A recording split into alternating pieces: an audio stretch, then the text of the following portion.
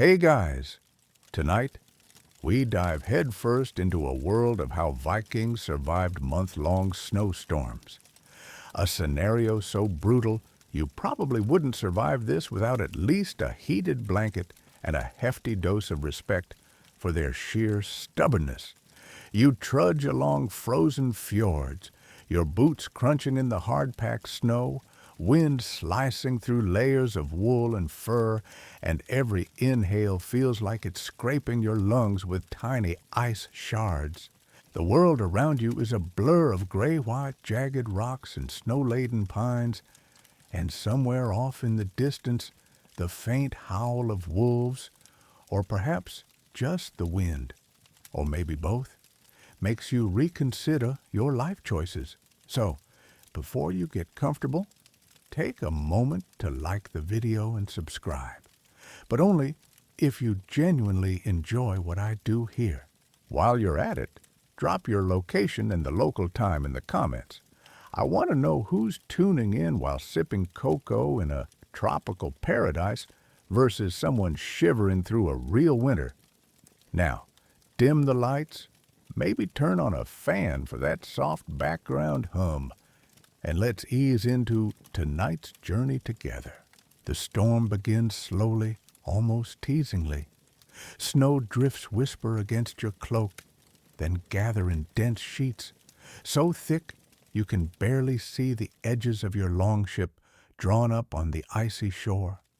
Vikings called these winds vittervinder, or white winds, though whether they literally named them that, or whether it's a romantic modern reconstruction, is something historians still debate. You'd probably laugh if you could see the Vikings' expressions.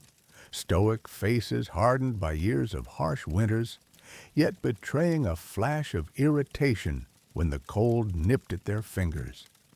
Fringe accounts suggest that some Vikings would actually engage in what might be called snow meditation, essentially standing still in the blizzard for hours to train the body to endure. Modern scientists might scoff, but it's an image that sticks, doesn't it?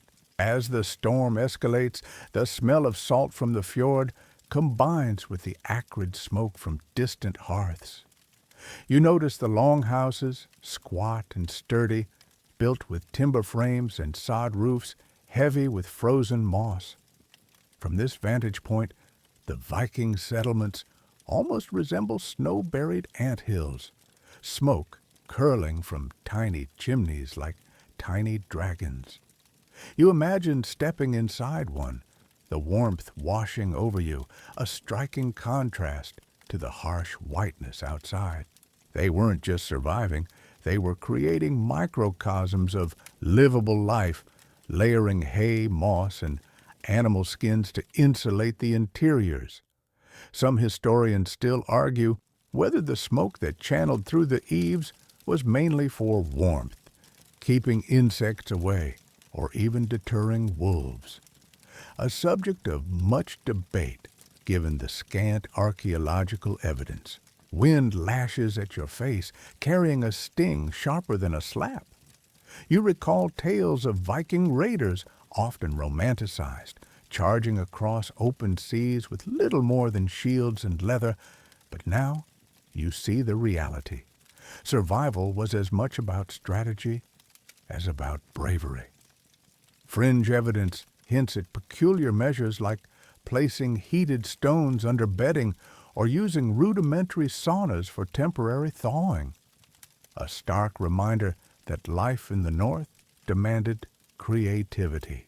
You wrap your cloak tighter and glance at the horizon, where pale light struggles to penetrate the storm's murk. Even then, the Vikings had to remain alert. The ice could crack underfoot, or a sudden blizzard might erase familiar landmarks, turning navigation into a perilous guessing game. Your mind wanders, imagining a day in the life of a Viking during a snowstorm.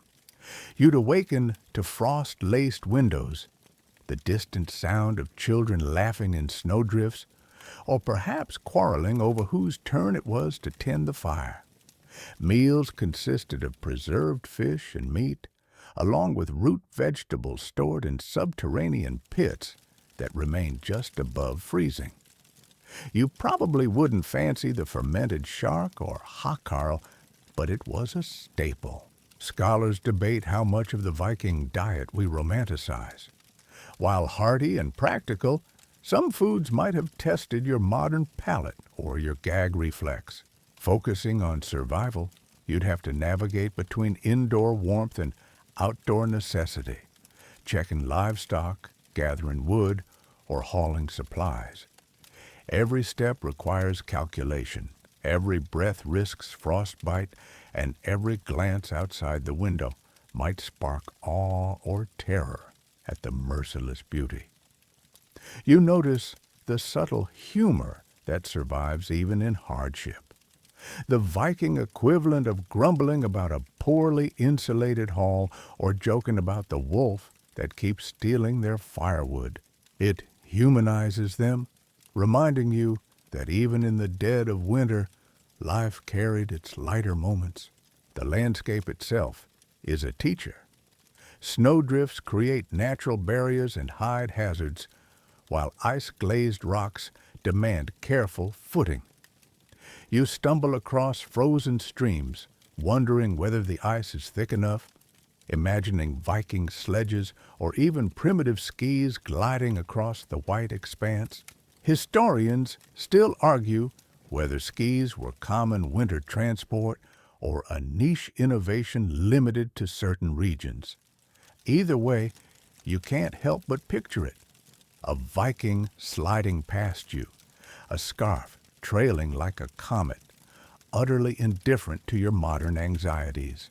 By nightfall, the wind intensifies, carrying a strange silence that only deep snow can produce. You hear it, the muffled creak of frost settling on rooftops, the whisper of distant animals, the occasional crack of a branch succumbing to ice.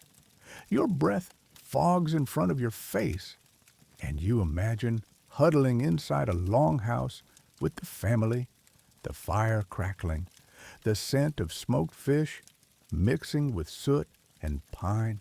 Fringe accounts suggest that some Vikings would even keep small birds inside to alert them to sudden weather shifts, essentially ancient weather apps.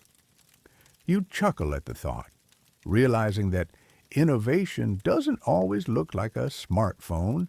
Sometimes it's a tiny sparrow perched on a beam. You trudge onward, the storm a constant companion, and feel an emerging respect for the meticulous planning and resilience required to survive. Every layer of clothing, every insulation tactic, every tiny ritual of warming and feeding is part of a complex survival system. Even the most hardened Viking had to reckon with the cold, just as you reckon with your blanket that never seems thick enough. And as you pause, you take a mental snapshot, the gray-white landscape, the longhouses puffing smoke, the distant cry of wolves or wind, or both, and you realize that survival is part art, part science, and part stubbornness. The snow doesn't pause for anything, and neither do you. Stepping inside a longhouse that smells of wet wool, smoked meat, and the faint tang of peat fires. Inside, warmth wraps around you like a thick, forgiving blanket. You notice the clever layering of straw, moss, and animal hides pressed against walls and under floors. Primitive insulation that somehow makes the cold outside almost unimaginable. You shuffle past sleeping spaces, noticing furs laid out for each family member, the oldest at the center where the fire radiates strongest, children nestled close to parents. Huddling was survival, not just comfort. Historians still argue whether some of the communal sleeping arrangements were mainly for warmth or also for social cohesion. But either way, you can't help but feel the intimacy and practicality entwined. The Longhouse is alive with subtle activity. Sparks flicker from the hearth, catching on blackened beams overhead, casting dancing shadows. You observe the meticulous placement of fire pits along the center line of the hall. Every stick of wood is precious. Fringe accounts suggest that Vikings occasionally packed their fires with aromatic herbs, not just for smell, but to mask smoke that might attract predators lurking outside. You smile at the thought, imagining the wolves sniffing the air, utterly confused by the scent of juniper. As you move deeper into the hall, you notice the ingenuity in ventilation. Smoke escapes through holes in the roof, designed not just to clear the air, but to create a gentle draft that prevents the fire from smothering. You remember tales of frost settling thick on the windows, a translucent shield against the blizzard outside.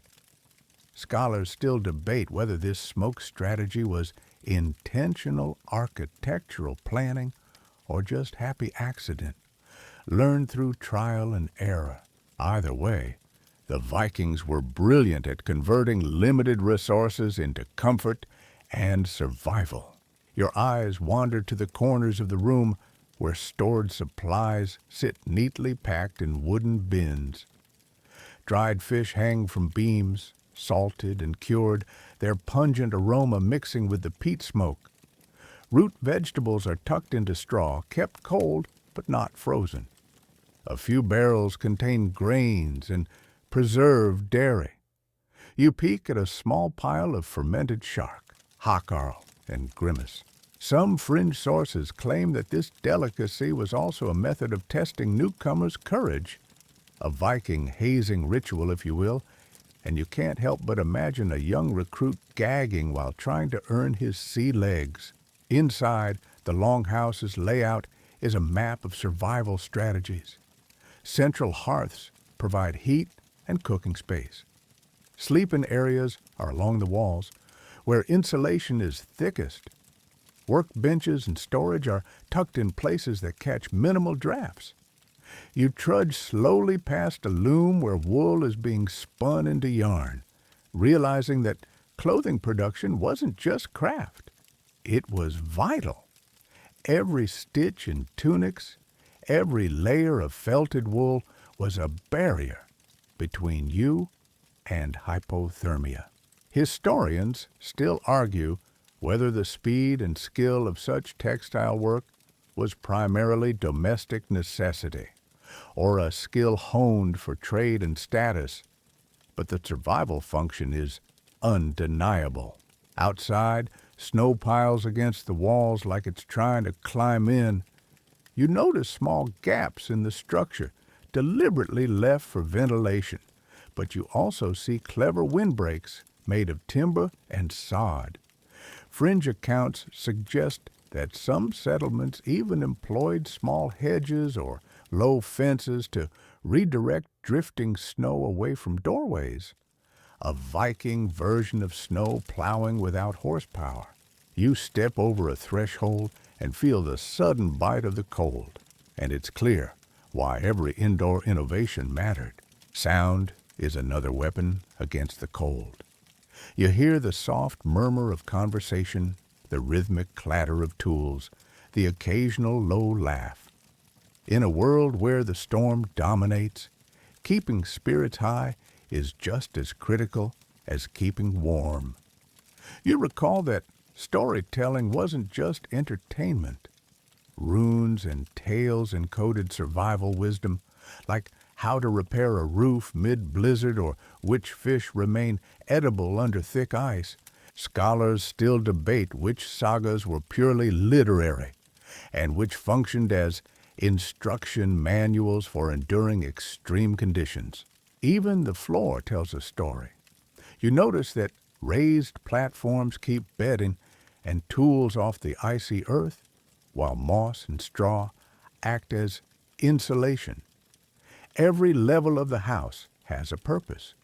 You shuffle over to a corner where small animals, often goats or dogs, sleep for warmth. Historians still argue about the extent to which these animals were status symbols versus survival partners. But their presence undeniably adds a layer of insulation and companionship, a practical and emotional buffer against the long winter.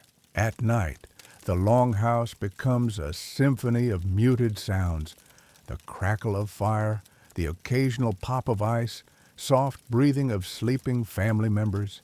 You wrap yourself in furs near the hearth, watching shadows play across timber walls.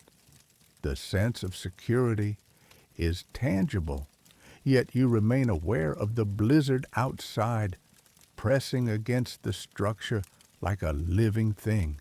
Fringe accounts suggest that some Vikings even practiced indoor exercises to keep blood flowing in freezing weather, wrestling or tossing small weights while the wind roared outside.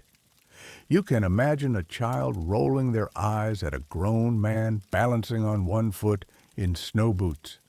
But it's all part of the survival calculus. By dawn, you notice the first pale light slicing through smoke-streaked windows. The storm continues, relentless, yet inside, life hums along with rhythm and purpose. You feel a quiet admiration for the Vikings' ingenuity. The Longhouse isn't just shelter, it's a layered defense against cold, hunger, and despair. Every wall, every roof beam, every smoke vent embodies centuries of trial, error, and adaptation. You step closer to the hearth, letting warmth seep into your bones, and realize that survival in these snowbound months isn't just about enduring. It's about living fully within constraints, finding humor, creativity, and human connection even in the harshest conditions. You shift your attention to clothing, the first line of defense against the biting cold outside. Woolen tunics cling to your body, layered over linen undershirts, while fur-trimmed cloaks hang heavily from your shoulders. You notice how Vikings layered their clothing not just for warmth, but for flexibility. Moving, bending, and hauling supplies becomes feasible even when temperatures plunge far below freezing. Fringe sources claim some Vikings even lined their boots with moss for extra insulation, a quirky touch that smells faintly of damp earth, but somehow keeps toes alive. Historians still argue whether these layers were purely functional or also signified social standing, especially when ornate embroidery appeared on upper-class garments. Every stitch seems purposeful. You tug at a woolen sleeve and feel the tight weave, thick yet breathable. You can almost imagine the hours spent spinning, weaving, and sewing by candlelight. Some longhouses had dedicated workspaces for clothing production, while others relied on communal effort. You peek at a pair of leather leggings, supple yet reinforced at the knees, wondering if they were meant for actual winter travel or more ceremonial use. Scholars debate this exact point, leaving you in a liminal space between practicality and pageantry. The layering extends beyond tunics. You notice mittens, hoods, and socks made from multiple materials, each adding insulation and protection. Fringe accounts suggest Vikings occasionally used animal hair stuffed between layers for extra warmth, a strategy bordering on inventive desperation. You chuckle at the image of someone patting their shoulders with tufts of goat hair, whispering, "This will save my fingers." Yet every layer has a purpose. Keeping the extremities warm can mean the difference between manageable discomfort and life-threatening frostbite. Outside, the storm rages, but inside your clothing cocoon, you feel relatively safe. You observe belts used not only to hold tunics together, but to carry essential tools. Some belts even held pouches with emergency supplies, dried herbs, small knives, and tiny flasks of spirits that could be used medicinally or ceremonially. Historians still argue whether carrying these items was common practice or limited to seasoned raiders and traders. But their presence reinforces the practicality embedded in Viking attire. You pause to examine headwear. Woolen caps, fur hoods, and even leather helmets provide insulation while doubling as shields against wind.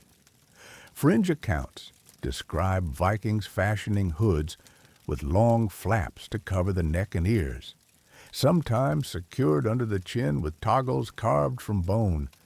You imagine tying it snugly, feeling like a tiny armored snow traveler ready to face the elements. Scholars debate whether these hoods were primarily functional or if some were symbolic markers of rank and identity within the settlement. The layering system extends to footwear, where multiple pairs of socks and felted inserts cushion feet against frozen ground. Fringe sources mention early prototypes of snowshoes or wooden overshoes called score, designed to prevent sinking into drifts. You envision stepping onto a pristine snowfield, each foot supported by this ancient engineering. Historians still debate how widespread such adaptations were, though it's clear that cold weather mobility was a priority. Every garment tells a story. Embroidery and decorative stitching may indicate lineage, community role, or even personal achievements. You run your fingers over a seam and imagine the quiet hours spent perfecting these details, long evenings by candlelight or fire, weaving warmth and identity into each piece. Fringe sources suggest that some patterns were thought to carry protective magic, warding off frostbite or illness, a blend of practicality, art, and superstition that underscores the Vikings' multi-layered approach to survival. You notice fur trim around the collar and cuffs of outer garments. It's not just for looks. Fur traps air, creating a micro-layer of warmth around critical areas. You imagine the subtle warmth brushing your cheeks, a comforting buffer against icy winds. Scholars debate whether furs came primarily from hunting or were imported through trade networks, highlighting the interconnectedness of survival, economy, and craftsmanship. Gloves and mittens deserve special attention. Vikings often wore two layers, an inner liner of soft wool and an outer layer of thick, treated leather. Fringe accounts suggest some even added fur strips inside for extra comfort. You wiggle your fingers and feel the snug warmth, realizing how critical hand protection is in tasks like chopping wood, hauling supplies, or tending fires. Frostbite doesn't wait politely, and every layer is literally a lifeline. Belts and pouches extend beyond practicality into improvisational survival. A pouch might contain flint, tinder, or small amounts of food for emergencies. Fringe evidence describes Vikings keeping tiny charms or runes sewn inside layers to protect against misfortune. You smile at the idea, magical thinking intertwined with real survival tactics. Historians still debate whether these charms had practical psychological benefits or were purely symbolic. As you continue exploring, it becomes clear that the Vikings' clothing system is a masterclass in engineering with living materials. Every layer, stitch, and accessory combines to create a modular armor against the cold, allowing them to remain functional even during the harshest snowstorms. Fringe accounts suggest that clothing was also rotated, aired, and treated in ways that sound bizarre today, yet it kept the garments dry, insulated, and free from pests. Scholars still argue how sophisticated these methods truly were, but the result is undeniable. Warmth, mobility, and resilience. Even the smallest details matter. Hoods sometimes had inner linings dyed with natural pigments, which might indicate rank or simply help distinguish individuals in snow-laden settlements.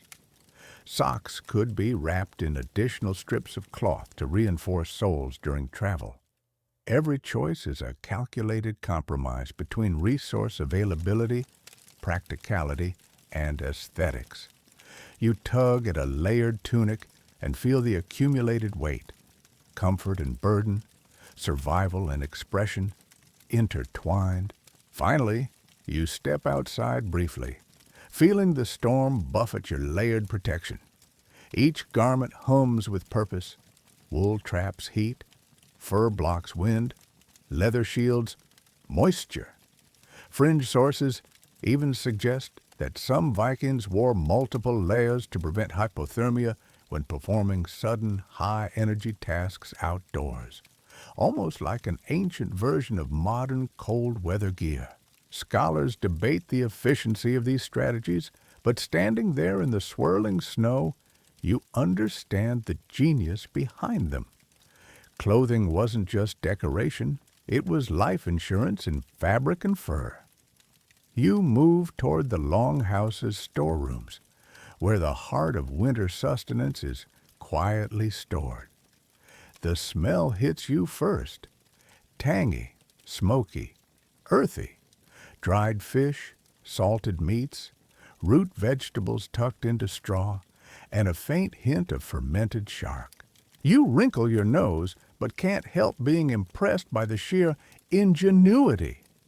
Vikings weren't just raiders. They were expert preservers. They relied on every available method: smoking, salting, fermenting, and burying foods in cold pits beneath floors. Scholars still debate whether these techniques were sufficient to fully prevent scurvy or malnutrition during long storms. But it's clear that their methods extended far beyond simple survival.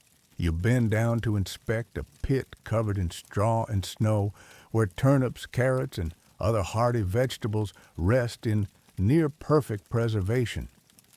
The cold outside works as a natural refrigerator, keeping food edible for months. Fringe accounts suggest that Vikings occasionally buried small caches of food outdoors as emergency rations, marking them with discreet stones or carvings. You imagine yourself stumbling across one, a surprise snack hidden beneath a blanket of snow, a tiny treasure in a frozen world. Fish hangs from the rafters, lines of dried cod and herring swaying gently in the heated air. The process is meticulous. Salted fish could last for months, providing critical protein during storms when hunting was risky or impossible.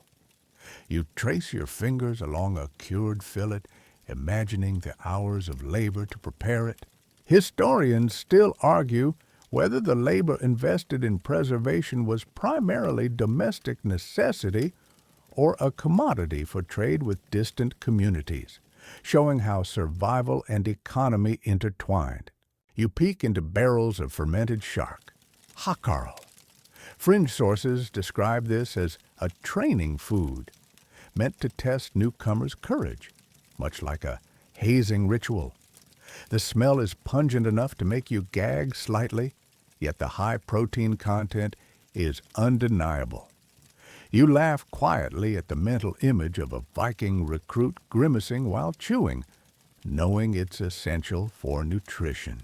Scholars debate whether harshest was widely consumed or reserved for ritualistic or ceremonial occasions, adding a layer of mystery to the diet. Root vegetables and grains form the backbone of winter meals. You see turnips, parsnips, and barley carefully stacked, their long storage life ensuring that families could endure months without fresh crops. Fringe accounts suggest that Vikings occasionally ate raw, frozen vegetables straight from storage, a strategy for quick sustenance during sudden expeditions. Historians still debate how balanced these diets were nutritionally, but it's clear that careful planning prevented starvation in even the harshest months. Inside, the aroma of smoking meats mingles with the faintly fermented scent of dairy and pickled foods. You imagine a Viking breakfast: dried fish rehydrated in water, a small portion of cheese, and perhaps some barley porridge. The meals are simple but nutrient-dense, designed to provide calories, warmth, and endurance. Scholars still argue whether the reliance on fermented or preserved foods led to deficiencies in certain vitamins, or if supplementation through hunting and trading kept them healthy. You notice small flasks and jars tucked among the foodstuffs. They contain oils, vinegar, and occasionally spirits. Fringe sources describe Vikings using alcohol not just for enjoyment, but as a mild antiseptic, or even as a warming agent during frostbite emergencies. You picture someone sipping a small amount from a flask while standing watch outside in the blizzard, shivering but momentarily comforted. Scholars debate the frequency and purpose of such practices, but the idea illustrates the resourcefulness of these northern people. The Longhouse hums with quiet activity. Someone stirs a pot over the fire while others chop small pieces of stored vegetables or sliced dried fish. You can hear the rhythmic chopping and occasional laughter. Food isn't just survival, it's ritual, community, and morale. Fringe accounts suggest that certain recipes were passed down orally, with secret ingredients or methods known only to specific families. Scholars still argue whether these culinary traditions were widespread or localized, but the human impulse to add comfort and flavor to survival is unmistakable. Water management is equally ingenious. You notice a small trough inside the house, partially filled with snow that can be melted for drinking. This prevents trips outside during dangerous storms and ensures a steady supply. Fringe sources hint at using urine or melted ice to supplement water during extreme emergencies, a disgusting but life-preserving tactic. Scholars debate the regularity of such extreme measures, but it underscores the lengths Vikings went to survive. Food preservation extends to dairy as well. Small amounts of cheese and fermented milk are tucked in cool, dark corners. The fermentation process both preserves and enhances the nutritional value. You watch a Viking lad carefully checking a small jar, tilting it to gauge consistency, a delicate balance between survival and culinary art. Fringe sources suggest that some of these fermentation methods were learned from contacts in the Mediterranean, showing the surprising connectivity of Viking trade networks. Every meal requires planning. You see written or memorized records of how much food is allocated daily, how to ration for unexpected storms, and which items are reserved for emergencies. Historians still argue whether formal record-keeping existed or whether this knowledge relied solely on oral tradition, but the effectiveness is clear. Vikings managed to endure blizzards that would cripple less prepared societies, a testament to foresight and ingenuity. The smell of smoke, salted fish, and fermented shark is strangely comforting after hours in the cold. You realize that food is not merely sustenance, it's morale, structure, and psychological warmth. Fringe accounts suggest that Vikings sometimes organized small competitions like guessing the weight of a fish or the quality of a root vegetable to keep spirits high during long storms. You imagine a group of adults, shivering but laughing, finding levity in a frozen world. By nightfall, the Longhouse is alive with the quiet rustle of preparation for the next day. You note the careful rotation of food items, the attention to ventilation to prevent spoilage, and the communal effort in maintaining these lifelines. Scholars still debate the precise methods and efficiency of these storage strategies, but the overall system reflects meticulous planning and adaptability. Finally, you step back and admire the Viking approach to winter sustenance. They were masters of cold weather preservation, blending science, trial and error, and a touch of quirky ingenuity to survive months when fresh food was impossible to find. You can't help but feel a twinge of envy for their resourcefulness, imagining yourself enduring the storm with just these carefully stored treasures keeping you alive. In this frozen world, food is more than life. It's culture, resilience, and occasional humor in the form of a gag-worthy fermented shark. You move closer to the hearth, drawn by its comforting glow, the way it cuts through the dim interior like a small sun. Flames lick the timber beams, casting flickering shadows across the walls, and the warmth seeps into your bones, dissolving the cold that clings like a second skin. You notice the deliberate stacking of wood nearby, each piece sized and positioned to ensure a steady burn. Vikings didn't leave fire management to chance. Controlling heat was survival. Fringe accounts suggest that some fires were built with layered fuel to create zones of differing warmth, almost like primitive radiant floor heating. Historians still argue whether such techniques were widespread or limited to wealthier households, but the evidence shows clear ingenuity. The hearth serves multiple functions. Beyond heat, it's a cooking station, a light source, and a social magnet. You sit cross-legged on the floor near the fire and watch family members preparing meals, tending small pots of broth, rehydrating dried fish, and arranging root vegetables. Some scholars argue that communal cooking was primarily about efficiency, while others maintain it reinforced family hierarchies and social cohesion. Either way, the fire is undeniably central to the Longhouse experience. You notice the flickering light creating a hypnotic effect. Shadows dance across timber walls, and you can almost imagine them as mythic figures from sagas, heroes, gods, and creatures of ice and fire. Storytelling thrives here. Oral tales, often recited by elders, transmit wisdom, cautionary lessons, and occasional humor. Fringe sources suggest that some stories were coded instructions for survival, detailing how to repair a roof mid-blizzard or how to track game beneath heavy snow. Historians still debate which sagas were literal versus allegorical, but their presence shows that narrative was as vital as sustenance. The warmth of the hearth encourages communal activities. You watch children practicing small skills, perhaps weaving or whittling, while adults work nearby.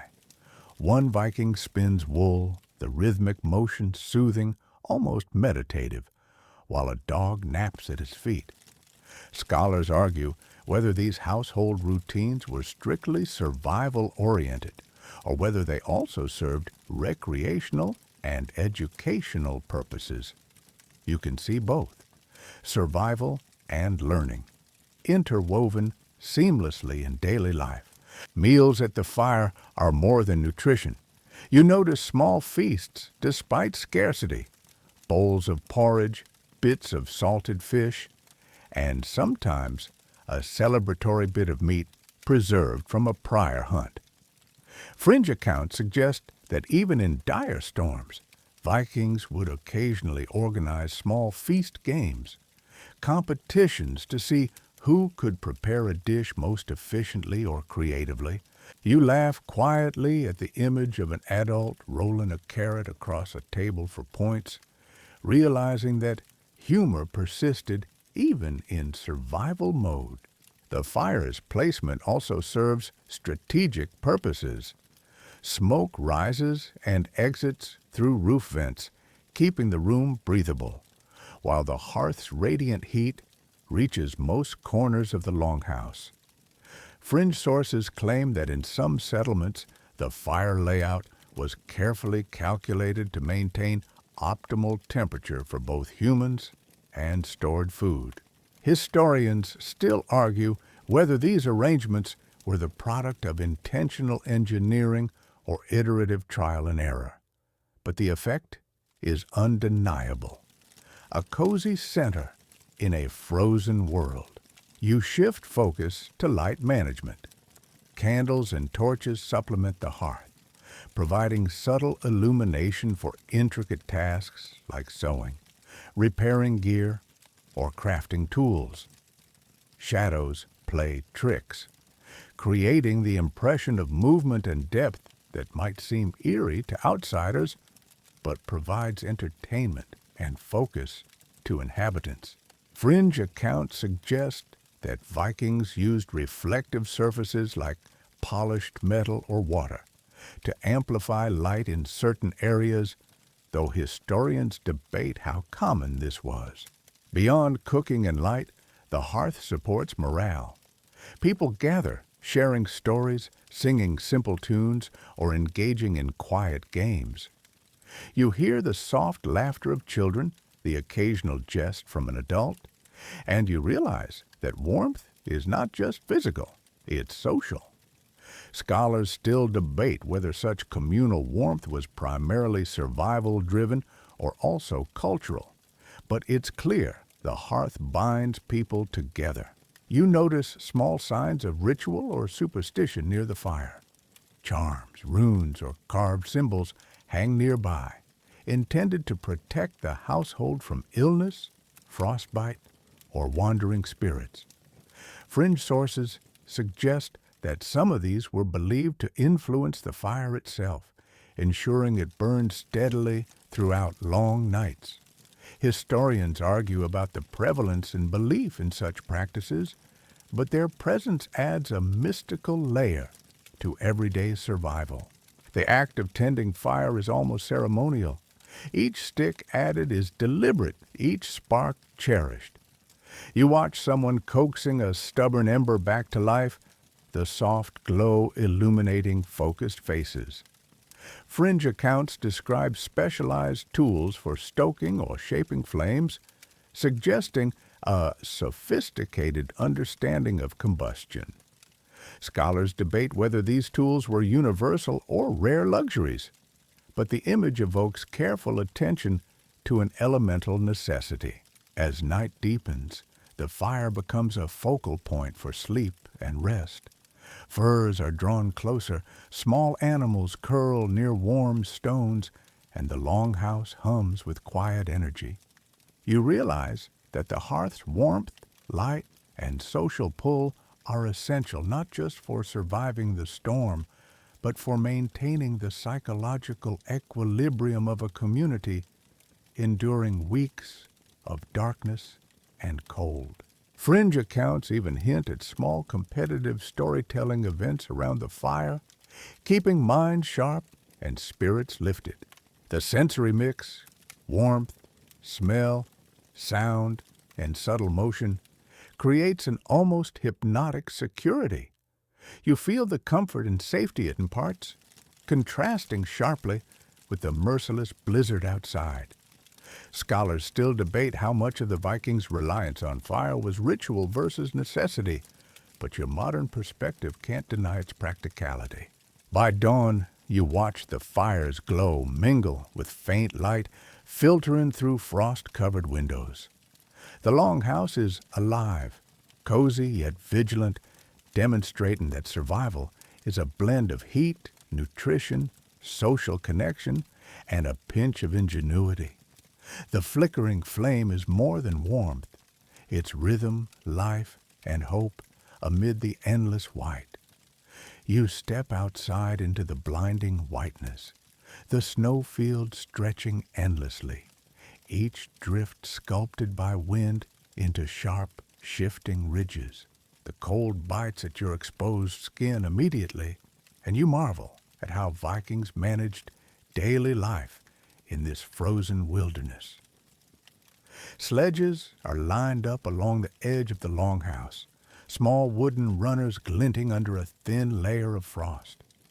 Fringe sources suggest that some Vikings even raced reindeer-drawn sleds across snowfields, turning necessity into sport or training, though historians still argue whether this was widespread or anecdotal. You climb onto a sledge yourself, testing the smooth glide over icy ground. Moving across drifts requires skill. Too fast, and you risk tipping. Too slow, and energy is wasted. Skis appear nearby, simple wooden planks with rawhide bindings, perfect for traversing long distances over deep snow. You strap in, pushing off with poles, feeling a strange freedom in the rhythm of gliding, even as the wind whips your face. Scholars debate whether skis were primarily for hunting, transportation, or leisure, but you quickly realize all three roles might overlap. Navigation in these conditions is an art. Landmarks vanish under heavy snow. Familiar rocks are obscured, and drifted trees look like strangers. You imagine Vikings memorizing topography, using sun angles, moss on trees, or subtle changes in snow texture to guide themselves. Fringe accounts describe using carved sticks or notched poles as temporary markers for longer journeys, a low-tech GPS system for survival. Historians still argue how systematically such methods were used, but their ingenuity is evident. Sledges carry more than people. They transport firewood, preserved food, tools, and occasionally small livestock. You notice dogs running alongside, alert for predators, and guiding the sledge over tricky patches. Fringe sources suggest that certain breeds were specifically trained for these tasks, almost like miniature all-terrain vehicles with fur. You laugh quietly at the mental image of a small dog confidently steering a laden sledge through snow, clearly taking its job very seriously. The snow itself becomes a tool. You see grooves and packed paths leading between long houses and storage areas. Vikings exploited wind-shaped drifts to create temporary routes, minimizing energy expenditure during travel. Fringe accounts suggest that they occasionally dug shallow snow tunnels to protect themselves from blizzards when moving supplies between villages. Scholars still debate the extent of such techniques, but the concept illustrates how survival and ingenuity intertwined. Sledges are often crafted for modular use. You notice one with detachable sides, allowing quick conversion for carrying larger or irregular loads. Fringe sources describe lightweight sledges for quick trips, while heavier, more stable ones were reserved for transporting food stores. Historians still argue whether Viking designs were influenced more by practicality or by cultural preferences for symmetry and aesthetics. But efficiency clearly drove most choices. You pause to observe the coordination required. Multiple people may push, pull, or steer a sledge across uneven terrain. Dogs, poles, and ropes coordinate with human effort. You notice small signals, a tap on the sledge, a shouted warning, a hand gesture that ensure everyone moves in harmony. Fringe accounts suggest that short rhythmic songs or chants sometimes accompanied travel, helping maintain pace and morale. Scholars debate how widely such techniques were used, but the idea of synchronized teamwork seems plausible in a snowbound society.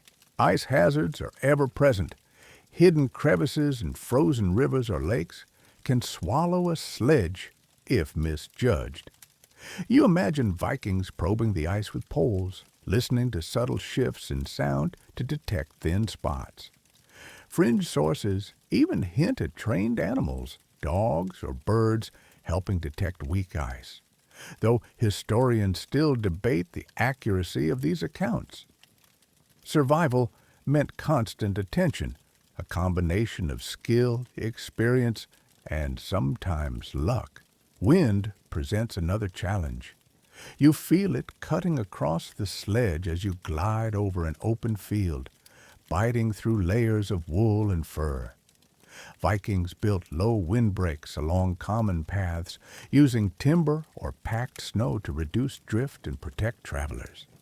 Fringe accounts suggest some sledge runners were coated with grease or animal fat to reduce friction and prevent snow buildup. Scholars debate how common these methods were, but they highlight the blend of observation, adaptation, and hands-on experimentation central to winter survival. Sledge travel isn't just functional, it's strategic. You imagine moving preserved food to distant settlements or emergency supplies to a family cut off by blizzards.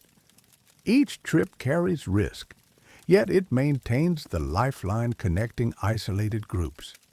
Fringe sources hint at secret supply caches along long-established routes, hidden beneath snowdrifts or marked by subtle carved symbols.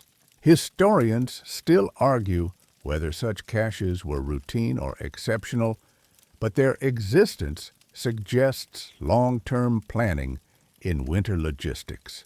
Sledges also play a role in entertainment and morale. You watch children racing sledges across open drifts, laughter echoing despite the wind. Fringe accounts describe adult competitions mimicking these races, a way to sharpen agility, balance, and cooperation. Scholars debate whether such activities were purely recreational or had a dual purpose as physical training for hunting and raiding, but you notice the clear overlap between play and preparation. Navigation over snowfields teaches subtle lessons. Every slope, drift, and frozen stream becomes a study in physics and observation. You notice how a slight bend in a slope changes friction, how packed snow allows faster travel, and how hidden obstacles can snare unwary travelers. Fringe sources even suggest that some Vikings memorized star patterns reflecting off snow for nocturnal navigation. Scholars still argue how consistently these techniques were applied, but the sophistication is impressive. Animal companions remain integral. Dogs pull smaller sledges, alert to hidden dangers, while goats or other livestock follow nearby, providing warmth, food, and psychological comfort. Fringe accounts suggest some Vikings used trained birds to locate fish beneath frozen lakes, a clever combination of observation and trust in animals. Historians still debate the veracity of these claims, but the idea fits within a pattern of resourceful adaptation. As night falls, you notice the faint glow of distant settlements, their fires visible even through heavy snowfall. You trudge toward them, sled in tow, understanding that snow travel isn't just mobility. It's a lifeline connecting isolated communities, supporting trade, communication, and mutual survival. Every glide across the snowfield carries lessons in engineering, observation, teamwork, and patience, echoing a winter wisdom developed over generations. Finally, you pause atop a small rise, sleds resting at your side, dogs panting, wind swirling in the moonlight. The vast whiteness stretches endlessly, but you sense a rhythm, a system of survival embedded in the snow, the sledges, and the careful choreography of movement. Vikings didn't merely endure snow, they mastered it, turning harsh landscapes into navigable, productive, and even playful spaces, blending necessity with ingenuity in ways you can't help but admire. You step back inside the Longhouse, snow clinging to your boots and layers of wool, and immediately sense the comforting hum of human presence. Candlelight flickers across the timber walls, illuminating runes etched into beams, carved with care long before the storm began. These runes serve as both decoration and memory, encoding stories, warnings, and perhaps even survival tips. Fringe accounts suggest that certain sequences of runes were used as mnemonic devices for hunting or for rationing during long storms. Historians still debate whether these symbols were purely artistic, functional, or a blend of both, but they undeniably connect inhabitants to tradition and knowledge. The room smells of smoke, warmed wood, and dried herbs. You notice someone tracing a series of runes with careful fingers, reciting their associated tale. You sit quietly, absorbing the cadence of the story, which flows seamlessly with the rhythm of the fire. Vikings relied on oral storytelling not just for entertainment, but to transmit practical knowledge. Tales about navigating frozen rivers, locating hidden caches of food, or tending livestock in blizzards were encoded within myths and epics. Scholars argue whether every saga contained actionable survival information or if much of it was allegorical, but you can sense the utility intertwined with art. Children cluster nearby, their eyes wide as they follow every word. You notice subtle gestures, hand signals, and pauses that indicate lessons embedded within the narrative. Fringe sources suggest that some stories functioned as interactive exercises. Listeners had to respond with correct answers or mimic tasks described in the tale. You can imagine a young Viking acting out how to build a snow shelter or identify edible roots, learning skills while engaged in what feels like a magical story time. Historians still debate how widely such interactive storytelling was practiced, but the image is vivid and practical. You glance at the fire, where small bundles of wood crackle, providing light and heat. Shadows flicker across a woven tapestry depicting gods, warriors, and legendary beasts. The interplay of light and narrative creates a hypnotic environment where learning, amusement, and survival awareness coexist. Fringe accounts suggest that shadow play, combined with storytelling, helped children and adults visualize hunting techniques or defensive strategies. Scholars argue about the prevalence of this practice, but you can see how it reinforces memory and teaches skills in an immersive, almost theatrical way. Food and story are intertwined. Small bowls of dried fish, porridge, and fermented dairy are passed around while tales unfold. Sharing sustenance strengthens bonds and ensures that even in the storm, energy levels remain adequate. Fringe sources describe ritualized eating patterns during storytelling, a pause for emphasis, a shared sip of fermented milk, a quiet nod to a previously described tactic. Historians debate whether these rituals were standardized or ad hoc, but their social and practical function is evident. You notice elders consulting small notched sticks, possibly tracking weather patterns or food stocks while narrating. This adds a subtle layer of data to the narrative, showing that storytelling wasn't divorced from practical survival. It reinforced observation, planning, and foresight. Fringe accounts even suggest that storytellers memorize precise seasonal changes to weave into their tales, offering guidance for timing hunts or allocating rations.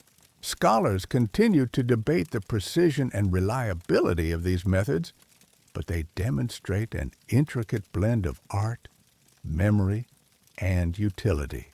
Music occasionally punctuates the stories. A soft strum of a lyre, the tap of a wooden percussion instrument.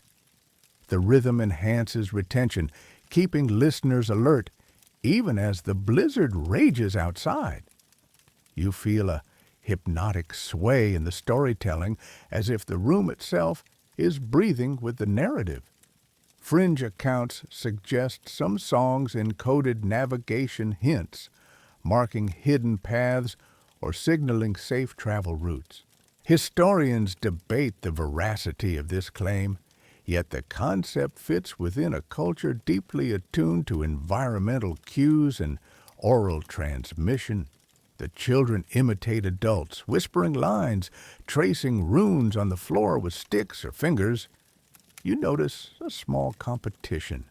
Who can recall the most details about a hunt or survival tactic? Laughter punctuates the room, reminding you that even in extreme conditions, human spirit and social bonding persist.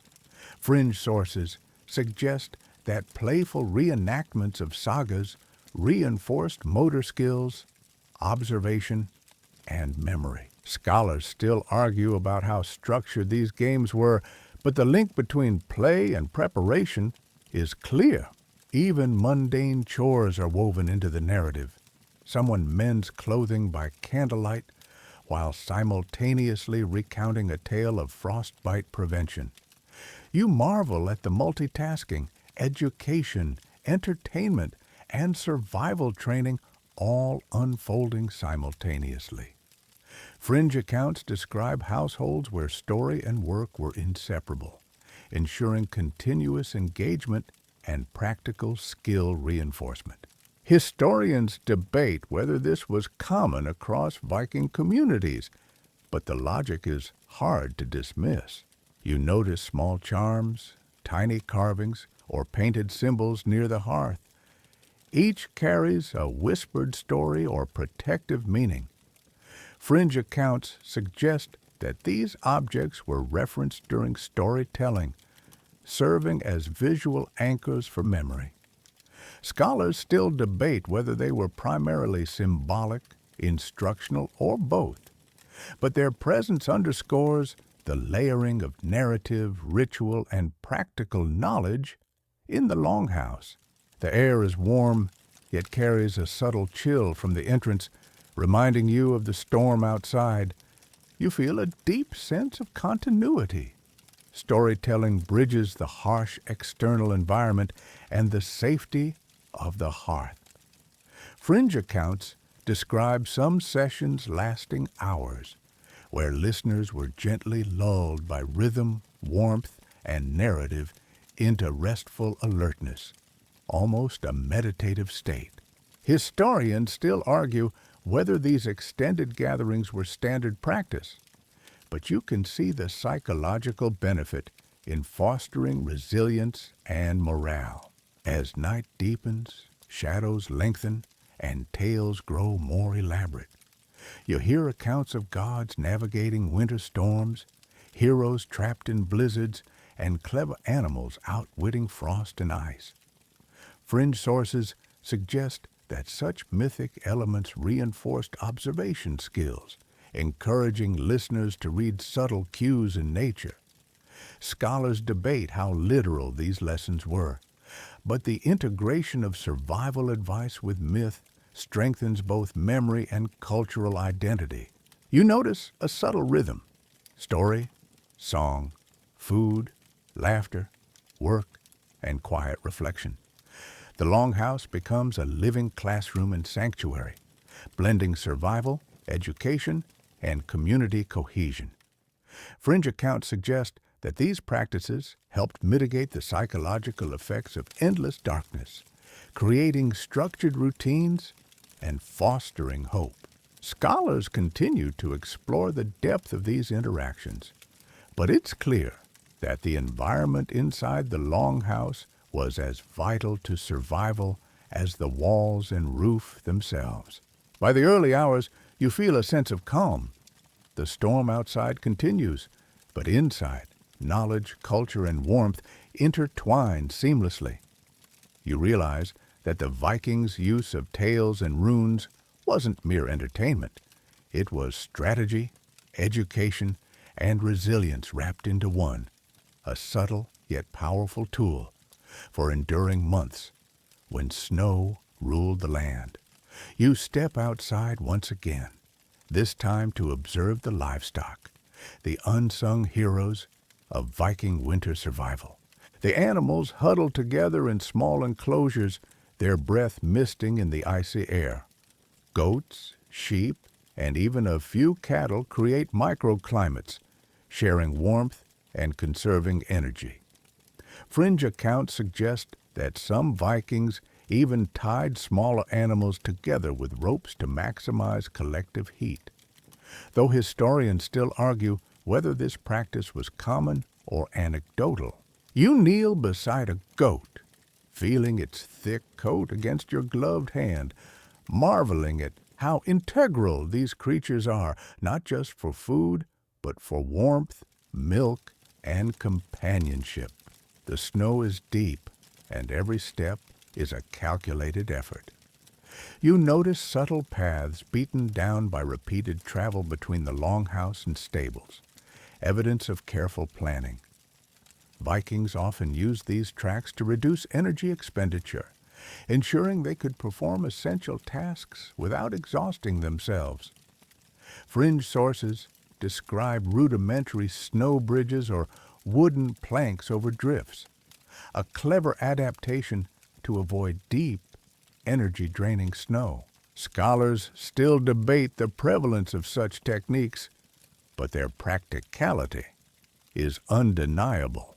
Feeding the animals is a ritualized process. Hay, preserved grains, and root vegetables are carefully measured and distributed. You watch a Viking lad toss feed into a trough, the rhythm of his movements almost meditative. Fringe accounts suggest that certain animals were fed first based on age or productivity, showing an understanding of resource prioritization. Historians argue about the level of sophistication in these feeding hierarchies, but the logic is clear. Strategic care maximized survival chances for both livestock and humans. Water is another critical factor. You notice a small trough partially filled with snow that is slowly melting under a wooden roof. Access to liquid water is essential, and Vikings often devised ingenious solutions to prevent it from freezing. Fringe sources hint at heated stones or insulated containers to maintain a trickle of water, an early example of temperature management in extreme conditions. Scholars still debate how standardized these methods were, but you recognize the underlying ingenuity. The animals themselves are adapted to the cold. Thick winter coats, dense underfur, and strong metabolisms allow them to survive in conditions that would be lethal to unprepared creatures. Fringe accounts suggest that Vikings selectively bred livestock for cold resistance, though historians still argue the timeline and scale of such selective breeding. You run your fingers along a sheep's wool, imagining how these animals provided both warmth and raw materials for clothing, a dual-purpose gift from nature. You pause to observe predator deterrence. Wolves and foxes lurk in the distance, shadows slipping through snow-laden pines. Vikings constructed small barriers, sometimes incorporating spikes or thorn branches to protect livestock. Fringe accounts even hint at early warning systems like tethered dogs or simple mechanical rattles designed to alert the community of approaching predators. Historians debate the sophistication of these systems, but they demonstrate an intimate understanding of the ecosystem and risk management. Snow conditions also affect animal care. Drifts and ice can obstruct feeding areas, forcing quick improvisation. You watch a family member shovel a path to the trough, clearing snow with practiced precision.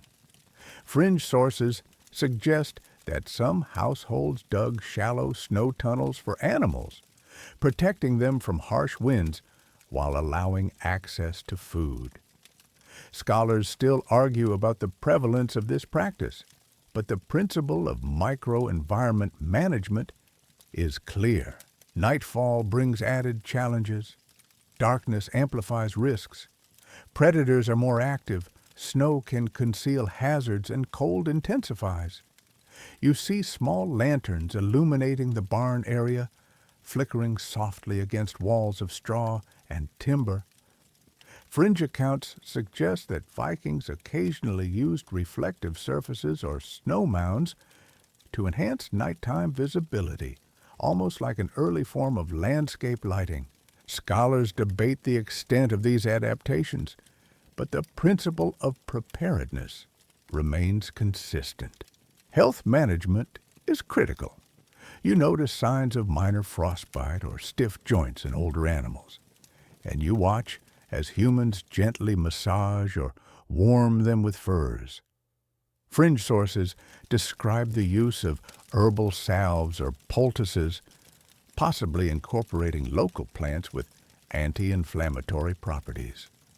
Historians argue about the medical knowledge of Vikings, but caring for livestock was as much about survival strategy as compassion. Observation skills are constantly honed. You see someone watching the behavior of goats to predict incoming weather.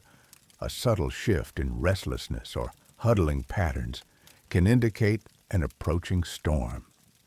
Fringe accounts describe interpreting animal behavior as a natural barometer, a practice that scholars agree likely informed many decisions in daily life.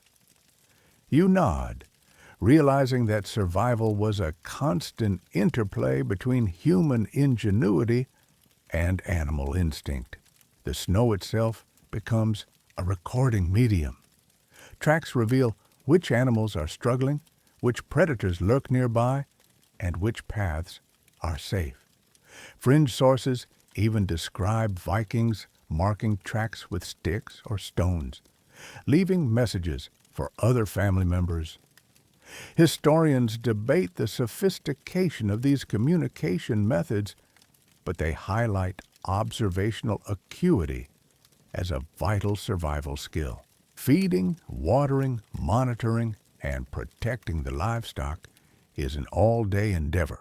You trudge alongside, carrying hay bales and checking water supplies, feeling the repetitive rhythm of survival.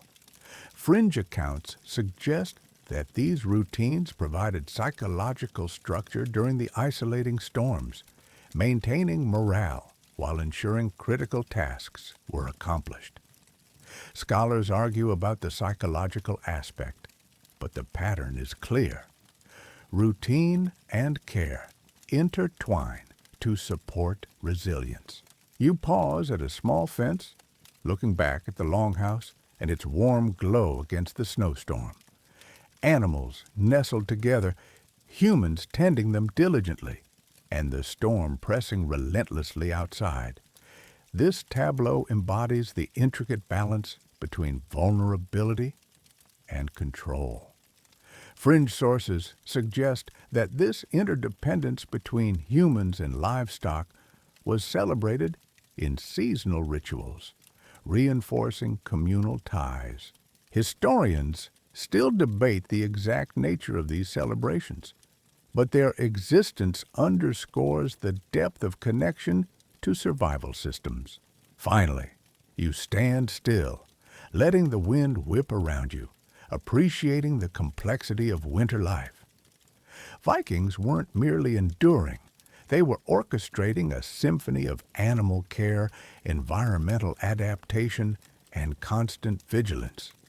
Livestock were not just food or material, they were partners in survival, integral to warmth, nutrition, and even morale. Observing this, you recognize the subtle genius of human-animal cooperation in one of the harshest environments imaginable. You trudge back inside the Longhouse, the storm outside howling like a living thing, and feel the comforting contrast of warmth and light. The walls, layered with straw and moss, seem almost alive, holding heat in a gentle embrace. You notice small details you may have overlooked before. Carved pegs for hanging furs, tiny shelves for storing herbs, and niches holding tools used daily for survival. Fringe sources suggest some of these carvings were symbolic, believed to protect the home from spirits or misfortune, though historians still debate the extent to which superstition influenced functional design. The hearth remains central, radiating warmth into every corner. You sit close, allowing your hands to absorb the heat, and notice how the smoke rises methodically through roof vents, preventing the accumulation of soot. Vikings mastered airflow without modern technology. Fringe accounts even describe the strategic placement of small holes or flaps to direct smoke for optimal ventilation. Scholars argue whether these methods were universally understood or developed locally, but the efficiency is clear.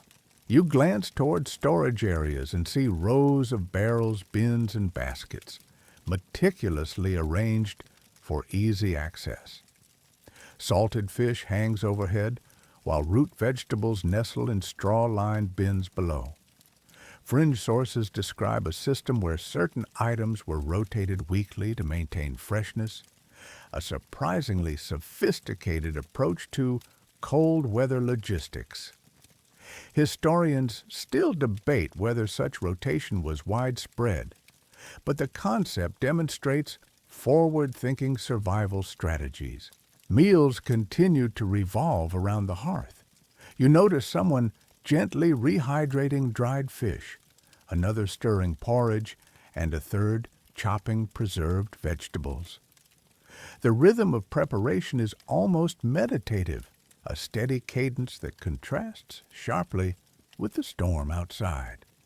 Fringe accounts hint at small quality checks, like tasting a bit of fermented fish to gauge readiness, a quirky practice blending practicality with ritual. Scholars argue whether such routines were standardized or ad hoc, but their purpose is unmistakable, ensuring nutrition, safety, and morale. You sit back and observe communal interactions. Elders share stories, while younger members mimic actions described in tales, blending narrative, instruction, and entertainment. Fringe sources suggest these sessions sometimes included subtle competitions. Who could recall more details or replicate a skill correctly? Historians still debate how structured these exercises were, but the integration of oral tradition with practical learning is evident. You notice small personal items, carved combs, simple jewelry, and tools placed near sleeping areas. Fringe accounts suggest these were occasionally used in rituals or to invoke protection during long storms. Scholars argue about the prevalence and significance of these items, but you can see how even minor artifacts contributed to a psychological sense of security in harsh winter months. The Longhouse is alive with sensory layers. The scent of wood smoke mingles with fermented foods and animal hides. You hear the rhythmic chopping of vegetables, soft conversation, occasional laughter, and the distant whine of wind against the walls. Fringe sources describe this mix as a kind of environmental layering, creating a mental buffer against the monotony and danger outside. Scholars debate whether Vikings consciously structured their interiors this way, but the effect on human morale is obvious. You wander to a small corner where wool is being spun. The rhythmic motion of the spindle draws you in, almost hypnotic.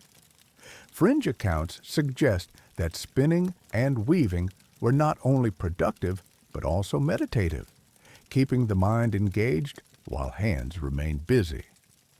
Scholars argue whether this was a learned therapeutic effect or an incidental benefit, but you recognize the calming influence as part of winter survival strategy.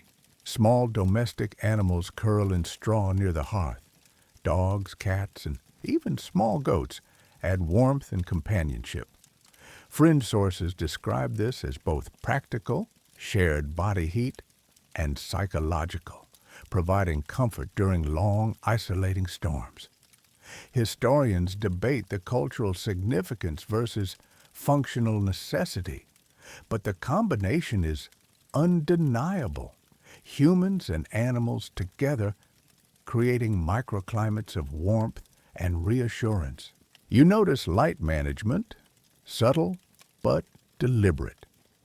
Candles are tucked into corners to prevent accidental fires, while reflective metal or polished surfaces amplify their glow. Fringe accounts suggest that strategic lighting helped extend productive hours during the long winter nights, allowing tasks to continue safely. Scholars argue how widespread these practices were, but the logic is undeniable. Human ingenuity meets environmental necessity. You reflect on the Longhouse layout as a survival matrix. Sleep-in areas hug walls for insulation. Storage is centralized and accessible. Workspaces occupy low-traffic zones, and communal spaces center around the hearth. Fringe sources hint at local variations, where design nuances responded to microclimates or resource availability. Scholars debate the uniformity of these designs across settlements, but the overarching principle remains: maximize warmth, efficiency, and social cohesion. In a frozen landscape, daily chores become exercises in routine and mindfulness. You see someone checking water supplies, another organizing firewood, and a third repairing a sled. Fringe accounts suggest that structured routines offered psychological stability, giving inhabitants control over their environment when outside conditions were unpredictable. Historians still argue about the intentionality versus accidental emergence of these patterns, but their practical value is clear. You notice subtle innovations: layered fire pits, raised sleeping platforms, insulated storage bins, and draft-reducing door flaps. Fringe sources suggest that these elements were sometimes replicated across settlements through observation and trial, spreading effective methods. Scholars debate whether knowledge transfer was formal or informal, but adaptation and imitation appear central to winter survival culture. You pause near the hearth, feeling the rhythmic warmth seep into your bones. Conversations blend with story, song, and practical instruction, reinforcing social cohesion. Fringe accounts hint that this gentle, repetitive environment helped mitigate the psychological strain of months-long isolation, creating a calm yet alert state conducive to decision-making. Scholars argue about the intentional design versus organic emergence, but the effect is tangible: a balance of comfort, vigilance, and community. As the storm continues outside, relentless and indifferent, you feel a profound respect for the Viking approach. Every aspect of the Longhouse, layout, materials, rituals, and daily tasks, is interwoven to preserve life, maintain morale, and encourage adaptability. Fringe sources suggest that small, seemingly mundane choices like rotation of food, placement of a fire, or arrangement of straw could mean the difference between survival and tragedy. Scholars debate details, but the overarching principle is clear. Meticulous preparation, ingenuity, and community were the cornerstones of enduring snowbound months. You venture back outside, stepping carefully over frozen drifts, and immediately feel the stark contrast of open winter landscape against the warmth of the Longhouse.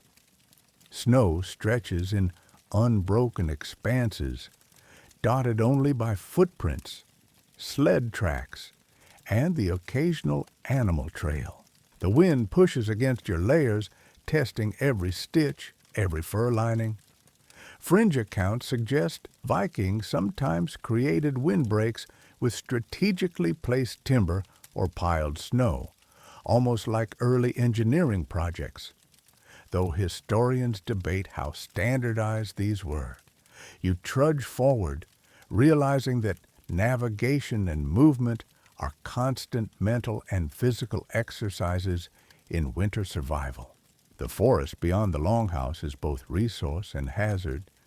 You notice trees bent and weighed down with snow, a perfect source for firewood, but also a lurking danger.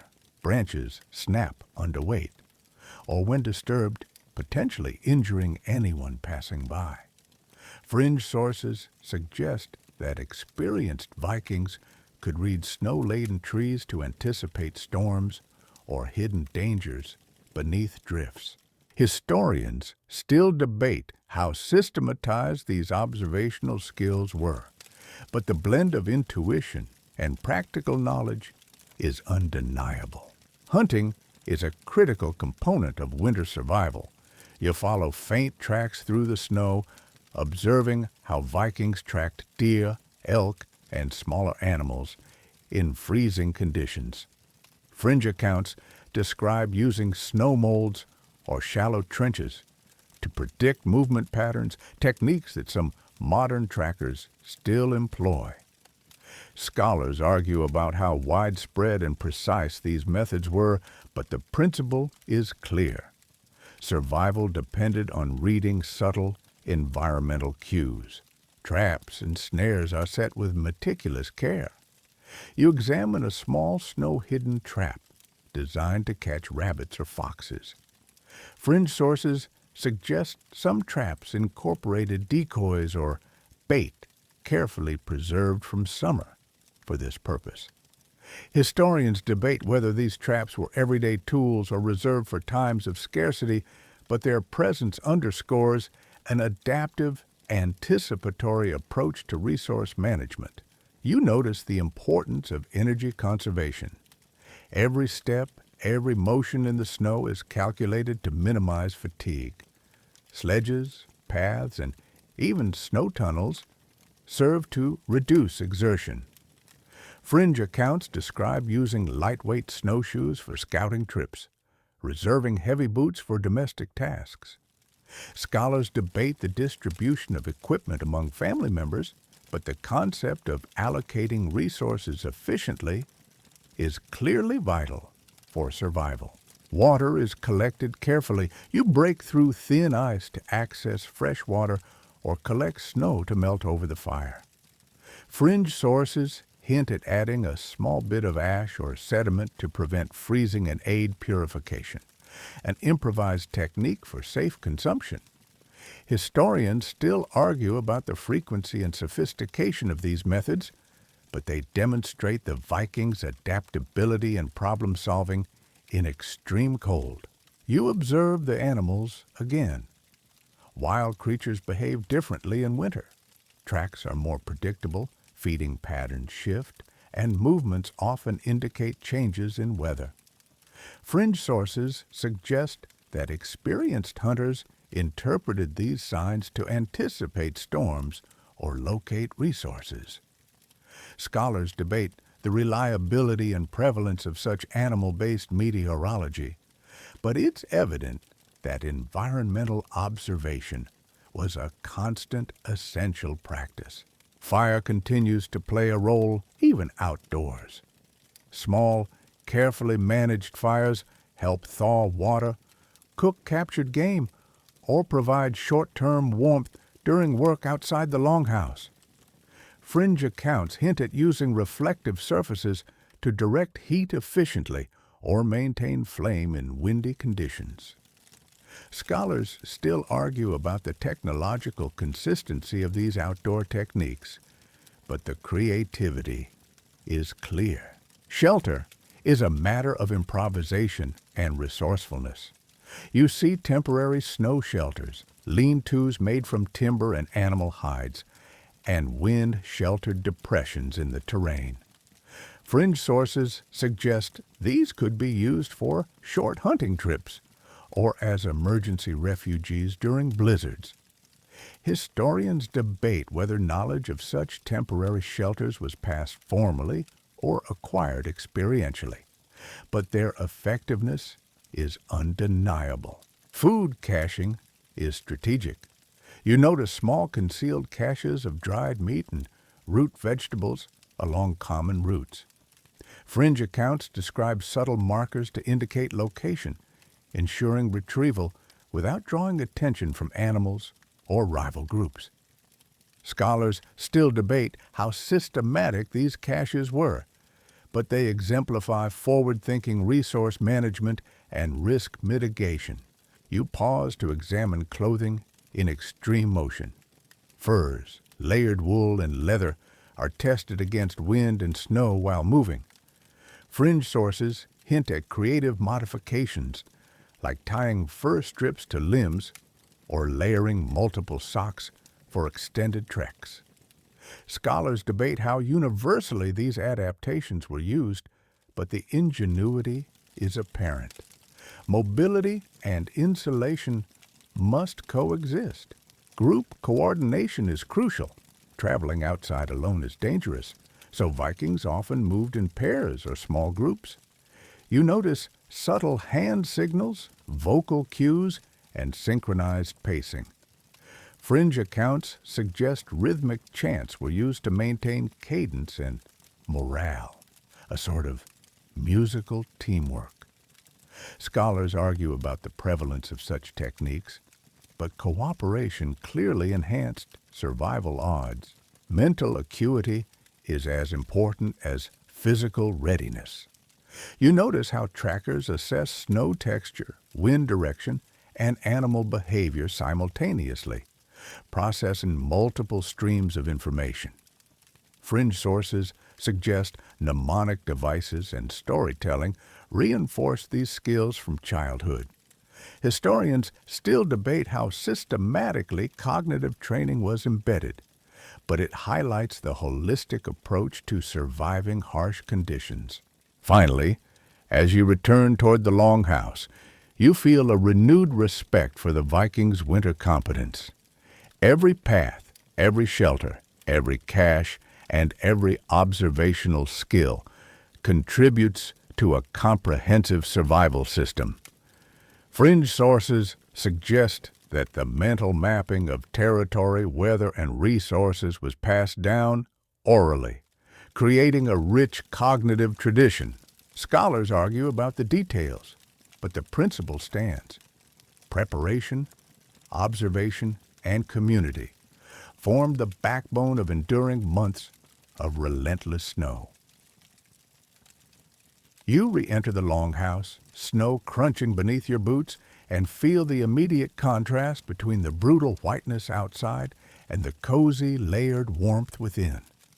Furs and straw-lined floors cushion your steps, muffling sound, while the soft glow of the hearth dances across timber beams. You notice subtle signs of human adaptation. Small wall niches holding herbs, carved hooks for tools, and insulation techniques that trap heat efficiently.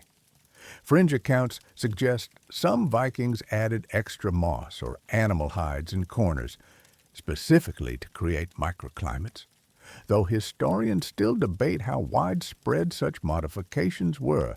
You move toward the communal cooking area. The smell of rehydrating dried fish, simmering porridge, and fermented dairy mingles, creating an oddly comforting blend. You notice the rhythmic chopping, stirring, and slicing performed by household members, a choreography refined over generations. Fringe sources hint that these tasks were sometimes taught through observation and repetition rather than direct instruction, a subtle yet effective pedagogical method. Scholars still debate the balance between formal and informal skill transfer, but the principle of hands-on learning is evident. Storytelling resumes near the fire. Elders recount tales of gods navigating winter storms, hunters tracking elusive prey, and trickster figures outwitting frost and ice. Fringe accounts suggest that embedded within these myths are practical lessons: how to interpret snowdrifts, read animal behavior, or ration resources. Historians argue whether every story contains such embedded knowledge, but the integration of myth and survival advice is clear. Children gather close, imitating gestures and repeating phrases, their eyes wide with fascination. You notice subtle competitions. Who remembers more details? Who can mimic the actions correctly? Fringe sources describe these exercises as cognitive training, reinforcing memory and attention to detail, critical for winter survival. Scholars still debate how structured these games were, but their role in learning through play seems unquestionable. You glance at the storage areas. Barrels of salted fish hang overhead, root vegetables nestle in straw-lined bins, and small jars of fermented milk occupy cool corners. Fringe accounts describe precise rotation methods to maintain freshness and prevent spoilage. Scholars debate the uniformity of these methods across households, but the careful management demonstrates foresight and attention to detail crucial during months when supply lines are frozen or blocked. The hearth, central to everything, radiates warmth, illuminates tasks, and fosters community. You observe subtle rituals: a slight bow when passing elders, passing food in a specific order, or softly humming a tune to maintain rhythm. Fringe sources hint that these small practices reinforced social cohesion and morale during months of isolation. Scholars still argue about the universality of these customs, but their effect is palpable: a sense of order and stability amid chaos. You notice small personal objects, carved combs, simple jewelry, and tools stored near sleeping areas. Fringe accounts suggest these items sometimes served symbolic or protective roles, invoked during storms or emergencies. Historians debate whether their primary function was ritual, utilitarian, or both, but they subtly reinforce a psychological buffer against the relentless winter outside. The rhythm of domestic life continues. Someone repairs a sled, another checks water supplies, and a third rotates food in bins. Fringe sources propose that structured routines like these offered psychological stability, allowing inhabitants to feel in control of an otherwise unpredictable environment. Scholars argue about the intentional design of such routines, but their practical and mental benefits are apparent. Small domestic animals curl in straw near the hearth: dogs, cats, and even small goats. Fringe sources describe these creatures as providing shared body heat and emotional comfort, a crucial supplement to physical warmth. Historians debate the cultural significance versus practical utility of keeping animals indoors, but the combined effect on survival is undeniable. You notice subtle light management. Candles are carefully positioned to prevent accidental fires, and polished metal or water surfaces amplify their glow. Fringe sources suggest this extended productive hours during long nights, while scholars argue about the systematic use of such techniques. Regardless, the strategy clearly demonstrates how Vikings maximized resources. Observation skills remain critical. You notice elders reading subtle signs, condensation patterns, soot distribution on the hearth, or animal behavior outside windows. Fringe accounts hint that these observations were woven into daily storytelling, reinforcing situational awareness. Scholars debate the consistency of these methods, but the combination of observation and oral tradition is an effective survival strategy. The Longhouse layout itself is strategic. Sleeping areas hug walls for insulation, workspaces occupy low-traffic zones, storage is centralized, and communal areas cluster near the hearth. Fringe sources suggest minor adaptations in layout based on local climate or available materials. Historians debate the uniformity of designs across settlements, but the overall principle, maximize warmth, efficiency, and cohesion, is clear. You pause to reflect on the Longhouse as an ecosystem. Fire, food, story, animals, and humans form a coordinated network, each element supporting the other. Fringe accounts hint at seasonal rituals or minor competitions reinforcing skills, ensuring that both children and adults remained engaged and prepared. Scholars still argue about the prevalence of these traditions, but the principle of continuous engagement and reinforcement is unmistakable. Finally, as night deepens and the storm outside rages, you feel a profound sense of continuity and resilience. Every aspect of life inside the Longhouse, tasks, stories, rituals, and observation, is interwoven with survival. Fringe accounts suggest that these practices created a mental framework, a structured rhythm that mitigated anxiety and built confidence. Historians debate specifics, but the outcome is clear. Adaptation, community, and ingenuity create a living system capable of withstanding the harshest months. You step outside once again, feeling the wind biting sharply at your face, and immediately sense the raw power of a winter storm in full fury. Snow swirls around you, reducing visibility to a few feet, and you hug your layers closer. Vikings didn't merely endure such storms. They anticipated them, using experience and observation to navigate safely. Fringe accounts suggest they marked temporary waypoints with sticks, stones, or subtle carvings in trees, creating a map only visible to those who knew the system. Historians still debate how widespread or standardized these navigation aids were, but their practicality is evident. You trudge toward a distant barn, observing how snow accumulates differently based on terrain and wind. Ridge lines and hollows guide natural drifts, creating both obstacles and protective corridors. Fringe sources describe using snowdrifts to create wind shelters or temporary storage for supplies, a clever adaptation that leveraged environmental conditions. Scholars still argue whether these techniques were trial and error innovations or informed by communal knowledge passed down through generations. Hunting under these conditions is an intricate blend of patience, observation, and strategy. You notice faint tracks of a fox and a hare, learning to read their subtle differences. Fringe accounts suggest that some hunters use small mirrors or reflective surfaces to detect movement across drifts.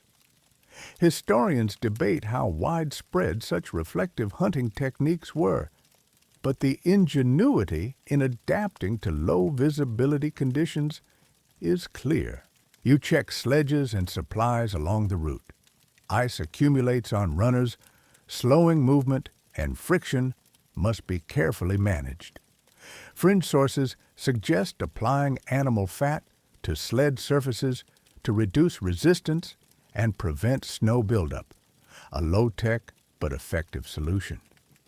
Scholars argue whether this practice was standardized or a localized adaptation, but the principle of energy efficiency is undeniable. Small animals provide both companionship and critical survival support.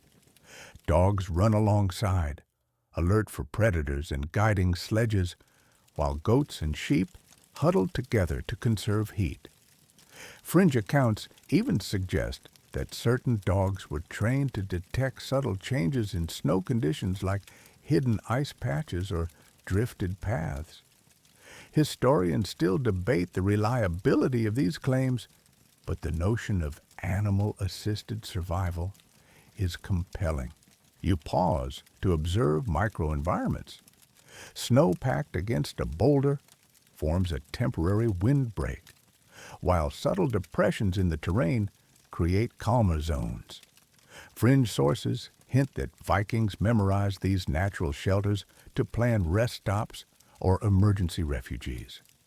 Scholars debate how systematically these microenvironments were mapped, but using the landscape itself as a survival tool is a recurring theme. Water management is a constant concern. You see a small frozen stream partially covered in snow, and know that tapping it carefully provides drinking water. Fringe accounts describe heating stones in a fire to melt snow in small containers, creating drinkable water without wasting fuel.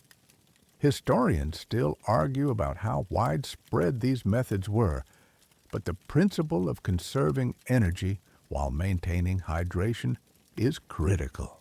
Shelter improvisation remains essential.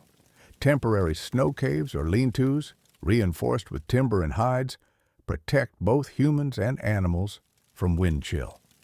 Fringe sources suggest some temporary shelters even incorporated early insulation techniques, like layering moss or straw. Scholars debate the consistency of these practices, but their effectiveness is evident. Survival depended on rapid adaptation to changing conditions. You notice subtle signals in animal behavior. Restless goats or pawing dogs may indicate an approaching storm, providing early warning for human occupants. Fringe accounts describe these natural barometers being incorporated into daily decision-making. Historians still argue the accuracy and systematic use of such signs, but attentiveness to environmental cues is a recurring survival strategy. Snow and ice also serve as storage and preservation tools. You notice small caches of food buried under drifted snow, insulated from wind and temperature fluctuations. Fringe sources suggest subtle markers ensured retrieval without drawing attention from predators or rival groups. Scholars debate the sophistication of these techniques, but the principle of environmental resource management is clear. Travel under these conditions is a careful balance between speed and safety. You notice small pauses to check sledges, redistribute weight, or observe terrain. Fringe accounts describe rhythmic movement techniques to maintain energy and coordination among groups. Historians debate how formally taught these pacing methods were, but their effect on endurance is evident. Observation remains critical. Snow texture, wind direction, and animal tracks are constantly assessed. Fringe sources hint at a culture of shared observation, where elders instructed younger members using subtle gestures or storytelling. Scholars still argue about the universality of these methods, but the combination of observation, memory, and mentorship is clear. Finally, As you near the Longhouse, its warm glow piercing the white haze, you feel a profound sense of achievement and relief. The storm outside is merciless, but inside, life continues through warmth, food, and community. Fringe accounts suggest that even after long treks, Vikings incorporated ritualistic or playful elements to maintain morale. Small games, storytelling, or songs. Scholars debate the exact nature of these practices, but the principle is clear. Survival is as much about psychological resilience as physical preparation. You step inside, shedding snow and tension, reminded that enduring these months of relentless cold requires a combination of ingenuity, observation, and community. Every path, every shelter, and every micro-observation contributes to a sophisticated winter survival system honed over generations. Even as the storm continues outside, the Longhouse remains a sanctuary, a testament to human adaptation in one of nature's harshest climates. You sit near the hearth, snow still clinging to your boots, and take a deep breath, letting the warmth seep into your bones. The flickering fire casts playful shadows across the Longhouse walls, highlighting woven tapestries, carved beams, and small niches holding everyday tools. Fringe accounts suggest that some decorative carvings doubled as functional markers, encoding practical knowledge or seasonal cues for household members. Historians still debate the degree to which symbolism and utility overlapped, but the concept illustrates the seamless integration of art and survival. The rhythm of domestic life resumes. Someone stirs porridge, another checks the firewood stockpile, and a third repairs a small sled damaged during outdoor travel. Fringe sources describe this multitasking as both a necessity and a form of subtle education. Tasks were performed while simultaneously conveying survival wisdom to younger observers. Scholars argue whether formal instruction occurred or if learning was purely observational, but the effect is clear. Knowledge passed through action and habit. Children gather near the fire, eager to participate in storytelling and mimic adult behaviors. You notice that even playful games carry practical undertones, imitating snow navigation techniques, recalling animal tracks, or practicing handling tools. Fringe accounts suggest that these exercises served as early cognitive and motor skill training, preparing children for responsibilities during harsh months. Historians debate the structure of such games, but the connection between play and preparation is unmistakable. You glance at the storage area. Barrels of dried fish, root vegetables, and small grains are carefully arranged for rotation and easy access. Fringe sources describe meticulous labeling or marking systems, sometimes using notches or symbolic carvings to prevent spoilage and maintain an accurate inventory. Scholars argue whether these practices were widespread or confined to particular regions, but the principle of strategic resource management is clear. The hearth continues to serve multiple purposes. Beyond warmth, it provides light, cooking capability, and a central point for social cohesion. Fringe accounts hint at ritualistic or semi-structured elements, a specific order for stirring pots, placing utensils, or passing food. Historians debate the exact nature of these rituals, but their cumulative effect is a sense of rhythm, predictability, and psychological stability amid extended periods of isolation. You notice the integration of domestic animals. Dogs, cats, and even small goats share space near the hearth, providing warmth and companionship. Fringe sources suggest that their presence also served as an early warning system against intruders or environmental hazards, blending practicality with comfort. Scholars still debate whether animals were primarily functional or symbolic, but their dual role is evident. Storytelling and oral traditions persist. Elders recount hunting exploits, weather observations, or legendary feats, embedding subtle lessons for survival. Fringe accounts indicate that these narratives sometimes included mnemonic devices, chants, or rhythmic elements to enhance memory retention. Historians argue whether these methods were universally applied or localized, but the educational and cultural significance of storytelling is unmistakable. You notice subtle environmental cues inside the Longhouse, condensation on windows, smoke patterns from the hearth, and animal behavior all provide critical feedback about weather changes outside.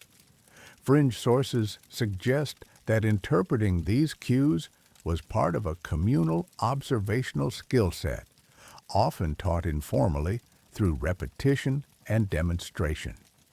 Scholars debate the consistency of these practices, but they highlight the Vikings' integration of observation into daily life. Water and ice management remain essential.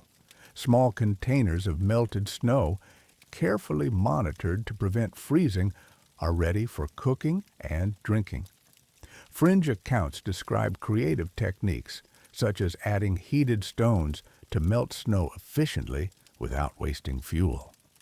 Scholars argue about the prevalence of such methods, but their practicality under extreme conditions is unquestionable.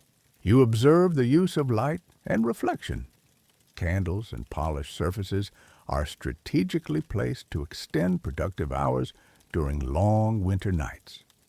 Fringe accounts suggest that reflective snow or ice surfaces outside were also used to guide pathways or signal distant groups. Historians debate the extent and sophistication of these practices, but they underscore a keen understanding of light as both practical tool and environmental asset. Maintenance tasks continue quietly. You watch someone patch a drafty door, another sharpen a tool, and a third prepare firewood for overnight use. Fringe sources suggest that these routines were as much about skill reinforcement as survival, keeping everyone actively engaged while building competence. Scholars argue about the intentionality of such practices, but the integration of work, learning, and survival is apparent. You notice the subtle layering of insulation throughout the Longhouse. Straw, moss, furs, and hides create microclimates that maintain warmth with minimal fuel expenditure. Fringe accounts hint that these layers were strategically adjusted according to wind direction and occupancy patterns. Historians debate the precision and standardization of such techniques, but the principle of maximizing warmth while conserving resources is evident.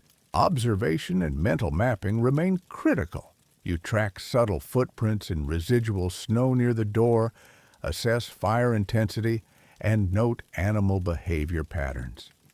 Fringe sources suggest that these daily attentions were cultivated from childhood, forming a cognitive toolkit for navigating and surviving harsh environments.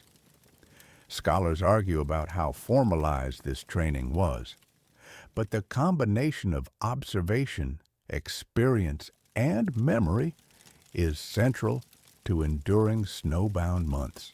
Finally, as you lean back and feel the gentle warmth of the hearth, the Longhouse around you pulses with quiet life. Every element, food, story, animals, fire, and human effort, is interconnected, forming a resilient system that preserves both physical and psychological well-being. Fringe accounts hint that seasonal rituals or subtle competitions further reinforced skills and cohesion.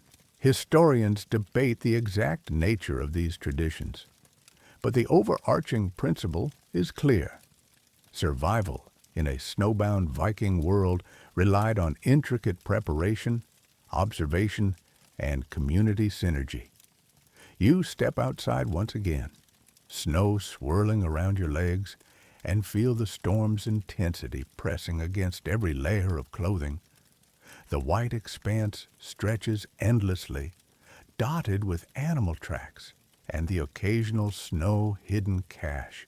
You notice subtle environmental clues, wind direction indicated by drift shapes, areas of soft snow signaling potential hazards, and faint scents carried on the icy air.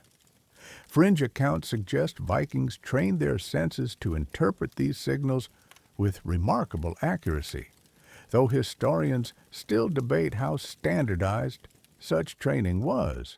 Navigation through these conditions is a precise balance of observation, memory, and instinct. You trace known paths using landmarks barely visible beneath the snow, such as twisted tree trunks or partially buried rocks. Fringe sources hint at mnemonic systems, songs, stories, or carved markers to encode landscape information. Scholars argue whether these methods were formalized or learned through experience, but the combination of cognitive mapping and physical tracking is clearly essential for survival. Hunting requires stealth and patience. You observe faint tracks leading toward a distant tree line, anticipating the movements of deer or elk. Fringe accounts describe subtle decoy setups or bait techniques preserved from previous months. Historians debate how widely these methods were used, but the underlying principle is consistent. Effective hunting depends on knowledge, preparation, and acute environmental awareness. You check sledges and tools along the way. Ice accumulation on runners can impede movement, requiring careful scraping or lubrication with animal fat. Fringe sources suggest that such practices were refined over generations, forming a repository of practical tips passed down orally. Scholars still argue about the prevalence and uniformity of these techniques, but they highlight the Vikings' emphasis on maintaining equipment as part of survival strategy. Small animals remain vital companions and indicators. Dogs move alongside, alert for predators or changes in snow texture, while goats and sheep conserve heat by huddling together.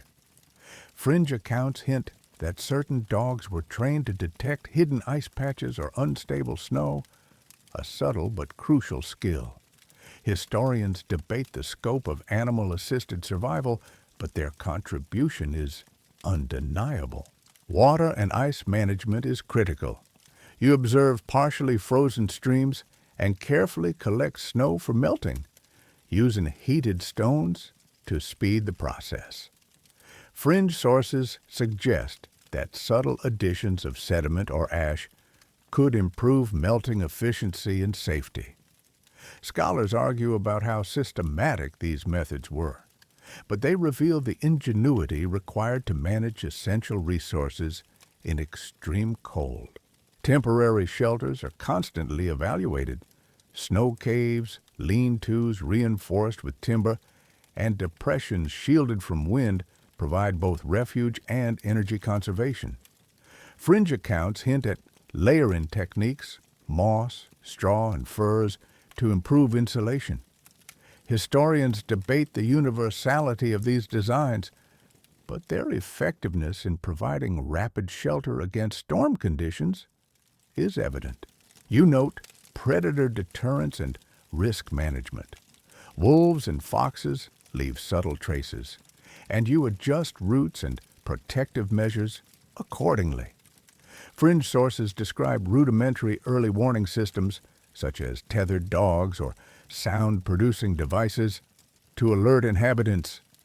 Scholars debate the sophistication of these systems, but attentiveness to threats is a recurring theme in winter survival strategies. Energy conservation dictates movement. Each step through deep snow is deliberate, sledges are shared to reduce fatigue, and team coordination ensures efficiency. Fringe accounts suggest rhythmic chants or coordinated pacing to maintain endurance over long distances. Historians still argue about how widespread such practices were, but their practical effect is clear. Survival demanded careful allocation of human effort. Observation and environmental interpretation remain continuous. You watch how snow accumulates, noting subtle changes in wind, drift patterns, and ambient temperature. Fringe sources hint that these readings inform decisions about hunting, travel, and shelter usage. Scholars debate the precision and universality of these interpretive skills, but attentive observation clearly underpins survival in extreme conditions. You pause at a familiar landmark, taking stock of resources and surroundings. Snow-cached food, hidden paths, and known microenvironments form a network of survival infrastructure. Fringe accounts suggest that community members memorize these caches and routes collaboratively, reinforcing both practical and social cohesion.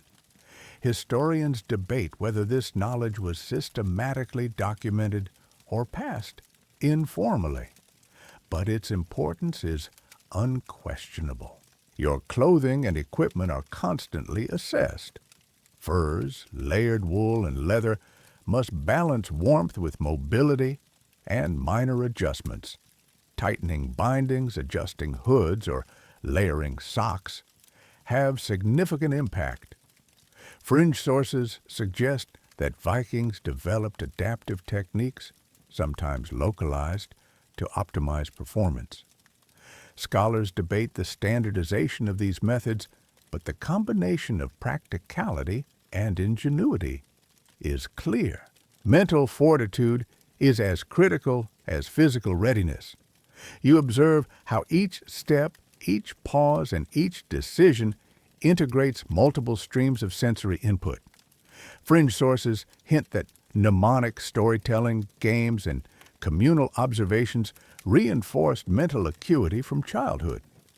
Scholars still argue about the formalization of these cognitive exercises, but their role in enhancing attention, memory, and decision-making in winter survival is undeniable.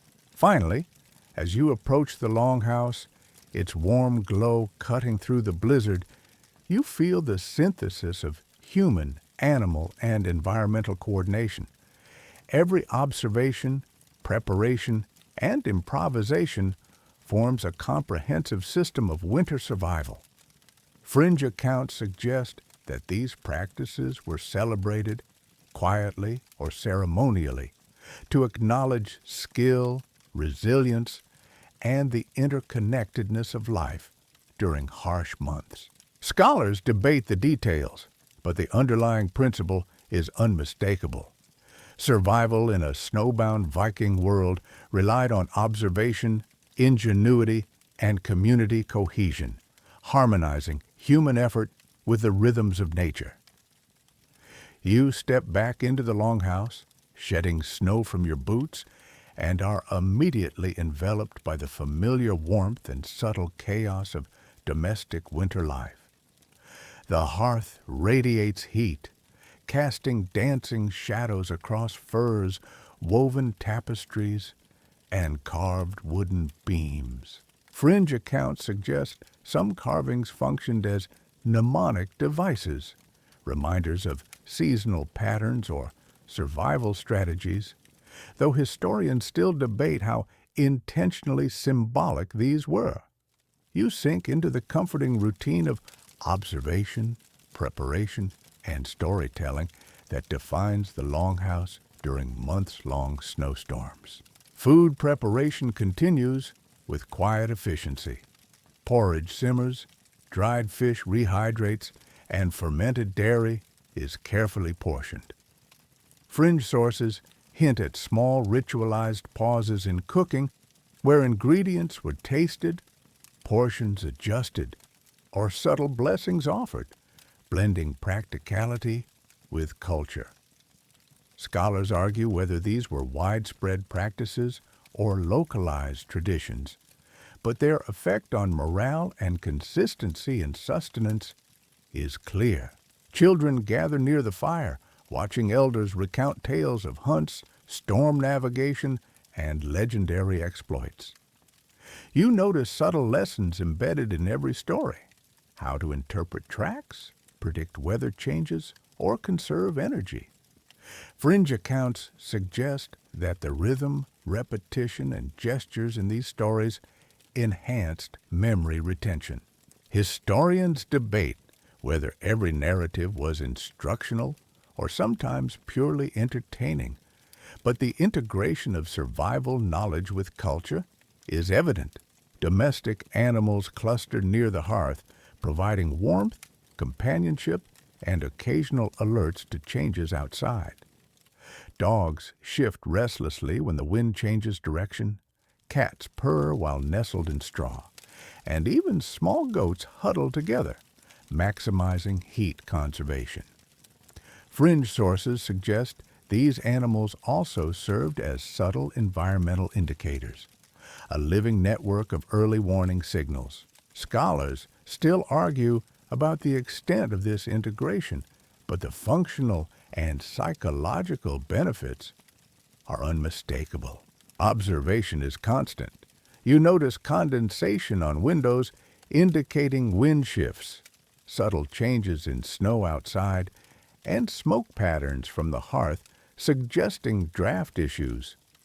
Fringe accounts hint that this attention to detail was taught from childhood, forming cognitive habits that guided critical decisions. Historians debate the systematization of such observational training, but its role in survival strategy is evident. Daily chores are both functional and educational. Firewood is rotated, water is monitored, and tools are repaired. Fringe sources suggest that these tasks were designed to reinforce skills, ensuring that everyone in the household, from children to elders, remained competent and prepared. Scholars debate whether these routines were strictly formalized or naturally evolved, but their contribution to collective resilience is clear. The Longhouse itself is a complex system. Sleeping areas hug walls to conserve heat. Workspaces occupy low-traffic zones, and storage is centralized for easy access. Fringe accounts describe adjustments in layout depending on wind, snowdrifts, or seasonal considerations. Historians still debate how standardized these designs were across regions, but the overarching principle, maximize warmth, efficiency, and cohesion, is evident. Storytelling and song continue to reinforce culture, skills, and morale. Elders blend narrative, practical advice, and playful competition, ensuring that even long hours pass with engagement and learning. Fringe sources suggest that these practices also served as psychological support, easing anxiety during prolonged storms. Scholars argue about the universality of these methods, but their impact on group cohesion and resilience is apparent. Rituals, small or elaborate, punctuate the Longhouse routine. Passing food in a specific order, humming rhythmic chants, or observing certain sequences in chores creates subtle structure. Fringe accounts hint at their dual purpose, enhancing skill transfer and maintaining emotional stability. Historians debate the prevalence of these rituals, but the principle of routine supporting survival is clear. Observation of animals remains integral. You see how restless movement or huddling indicates weather changes. guiding decisions about work, travel, and rest. Fringe sources suggest that interpreting these subtle cues was central to winter planning. Scholars still debate accuracy and frequency, but the practice emphasizes the integration of humans and nature in survival strategies. Mental acuity is reinforced through play, storytelling, and repetitive tasks. Children mimic chores, recall tales, and participate in games designed to teach coordination, memory, and environmental awareness. Fringe accounts suggest that these exercises build cognitive resilience critical during months of isolation. Historians debate formalization, but their practical benefits are unmistakable. You notice layering of insulation throughout the Longhouse. Straw, moss, furs, and hides create microclimates, conserving heat and reducing fuel needs. Fringe sources hint that placement was strategic, tailored to wind patterns and occupancy. Scholars argue about consistency, but the logic of conserving energy while maximizing comfort is clear. Food, water, warmth, and observation intertwine into a seamless system. You reflect on the cumulative impact of daily routines, environmental awareness, and community cooperation. Fringe accounts suggest that subtle rituals, competitions, and storytelling sessions maintained engagement and morale, reinforcing skills while preserving the social fabric. Scholars debate the details, but the underlying principle is obvious. Survival depended on harmony between human ingenuity and environmental awareness. As the storm rages outside, relentless and indifferent, the Longhouse pulses with life, warmth, and resilience. Every action, feeding animals, maintaining the hearth, observing snow, retelling stories, is part of an intricate survival web. Fringe sources hint that these months-long routines fostered not just physical endurance, but also psychological resilience. Scholars argue about specifics, but the principle is clear. Thriving in a snowbound Viking winter required meticulous planning, acute observation, and communal cohesion. You finally settle near the fire, feeling the deep, rhythmic warmth that permeates the Longhouse. Eyes grow heavy, stories linger in your mind, and you appreciate the complexity of enduring such relentless conditions. The storm outside will continue, but inside, knowledge, preparation, and shared effort create sanctuary, safety, and rhythm. The fire crackles softly, its warmth radiating through the Longhouse, and you begin to feel the storm's harshness fade from your mind. Snow swirls endlessly outside, a vast, indifferent sea of white, but inside, life moves in quiet, deliberate rhythm.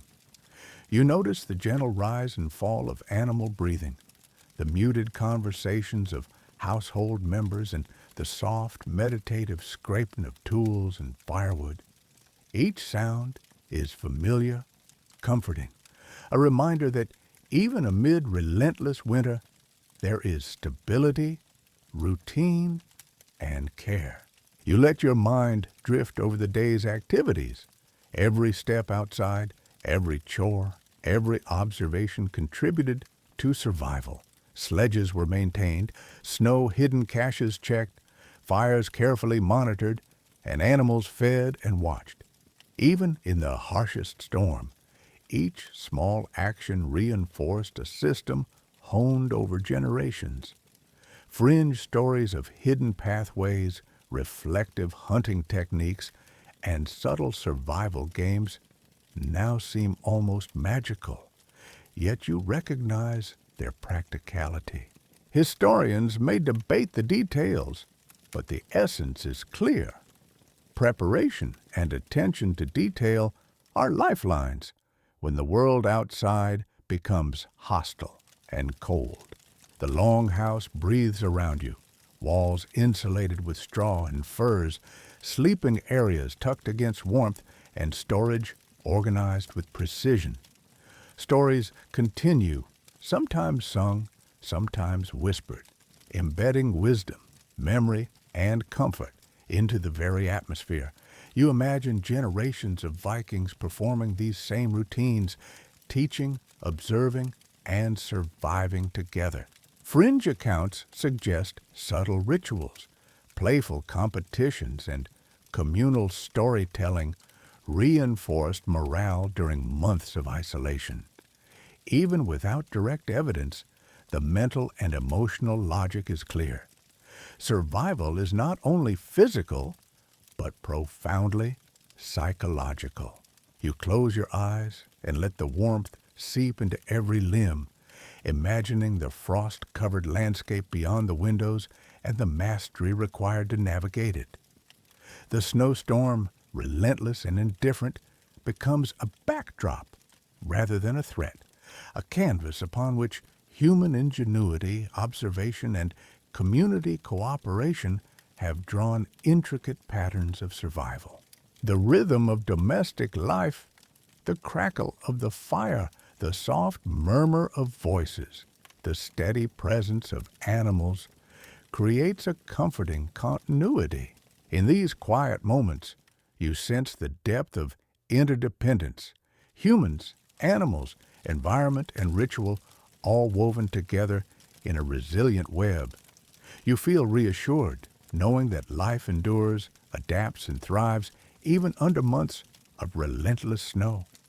The storm outside continues its eternal dance, but inside, warmth, care, and subtle wisdom provide sanctuary.